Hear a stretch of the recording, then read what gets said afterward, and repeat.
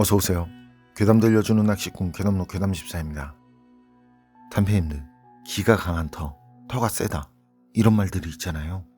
분명 정상적이지 않은 일들이 일어나지만 속 시원하게 설명하기는 또 힘든 그런 곳들이 있잖아요. 귀신 나오고 도깨비 나오고 그런 터들, 그런 땅을 누가 그냥 준다 그러면 받으실 건가요? 단 조건은 그 땅에서 꼭 살아야 한다는 조건이고요. 이번 이야기는 일본 괴담 채널에 올라온 일본인 사연자의 기묘한 경험담입니다. 그럼 일본 괴담 채널의 기묘한 이야기, 괴담14의 시점으로 떨어보겠습니다.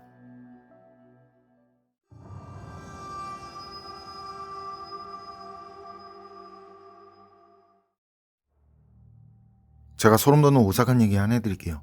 전 전부터 오컬트적인 것들은 믿지 않고 있었지만요, 그럼에도 이 경험 엄청 기묘하다는 생각이 들어서요. 제가 직접 경험한 땅과 관련된 이야기가 되겠고, 이건 실제로 있었던 일이기 때문에 아무래도 상세하게 관계나 정황을 설명하게 되면요, 혹시라도 관련된 사람이 보면 알아차릴 수도 있으니까 간단하게 말씀드릴게요. 제가 아는 지인 중에 형제끼리 회사를 운영하는 사람이 있었어요. 둘이 운영을 한다고 해도 실제 주인은 형이고 동생은 그 회사 중역쯤 되는 위치였었죠. 그리고 말이 중역이라고 해도요, 실제는 그냥 사원 같은 느낌이었거든요. 그래도 형한테 싫은 소리 한번 하지 않는 사람이었고요. 누가 봐도 동생은 착하고 점잖은 사람이었어요. 그러다 형도 그런 동생한테 미안한 생각이 들었는지 동생한테 땅을 줬어요. 평소 살갑게 대한 적 없던 형이었는데 말이죠. 그리고 그곳에 동생은 집을 지었고요. 지붕 같은 것들을 보면 어딘지 모르게 절과 같은 느낌이 나는 멋진 집이었죠. 그런데 거기서 생활하고서 얼마 지나지 않았는데 말이죠, 그 사람 딸 건강이 나빠지기 시작했다는 거죠. 갑자기 움직일 수가 없게 됐다고 그래요. 의사에게 보여봐도 원인 불명이고, 그러다 움직일 수 있을 때는 또 언제 아팠냐는 듯했고, 결국 곤란해진 그 사람은 혹시나 그런 쪽으로도 아는 사람이 있나 싶어서 평소 발이 넓기로 소문난 우리 아버지한테 부탁을 했고요. 그래서 아버지 소개로 연예인들도 봐주고 있지만 전혀 알려지지 않은 풍수와 관련된 것들을 봐주는 선생이라고 불리는 사람에게 상담을 했는데 말이죠. 선생이라는 사람이 땅을 살펴본 결과 그 땅은 절이 있던 자리였고 집이 서 있는 자리에 바로 본존이 있었다는 그런 말을 하더라는 거죠. 그리고 그 영향이 당신 딸에게 미치게 된 거다라는 말까지. 워낙 터가 센 곳이니까 그 집하고 땅은 포기해라, 그런 느낌의 설명이었다고 그래요. 그 말에 동생이 땅을 준 형을 추궁해보니까 형은 그제야 그곳에 절이 있었던 게 맞다고 하더라는 거죠. 그리고 동생이 그 말을 듣고 다시 살펴보니까요, 확실히 땅 주변에는 무덤이 많았고요.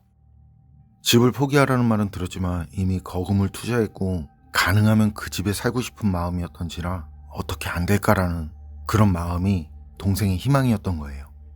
그래서 선생이라는 사람은 처음에는 터가 너무 세기 때문에 앵마기를 하고 싶지 않다, 이런 케이스는 오히려 당할 수 있다, 즉 선생 자신의 목숨을 뺏길 수도 있다고 말했지만, 동생의 강한 요망으로 결국 선생은 동료 몇 명과 같이 앵마기를 하게 됐어요. 먼저 선생이 집 부지 내구석에 부적을 묻었는데, 그러자 딸에게 불규칙하고 갑자기 찾아오던 그 마비 증세가 없어졌대요. 하지만 그게 꽤 강한 부적이었던지 도둑고양이는 고사하고 새도 집 위에서는 날아다니지 않게 되었다고 그러대요.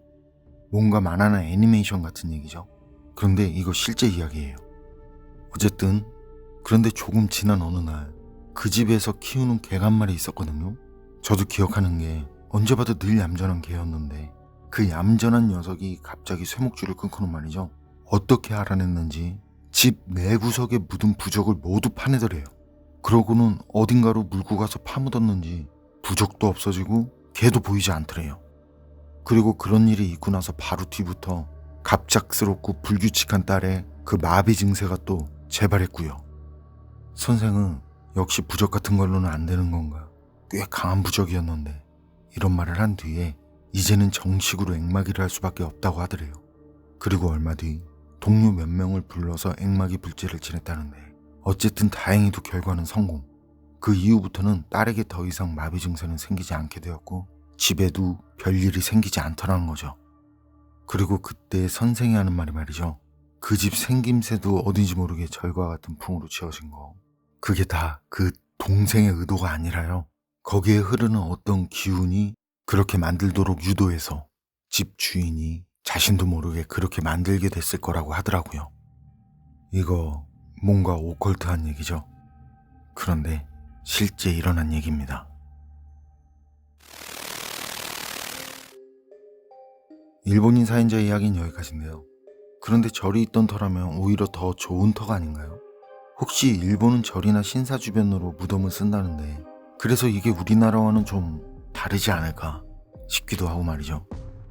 전 불교에 대해서는 아는 게 없어서 그런데 혹시 우리나라에도 이런 비슷한 경우가 있던가요? 혹시 아시는 분 있으시면 댓글로 알려주시길 부탁드립니다.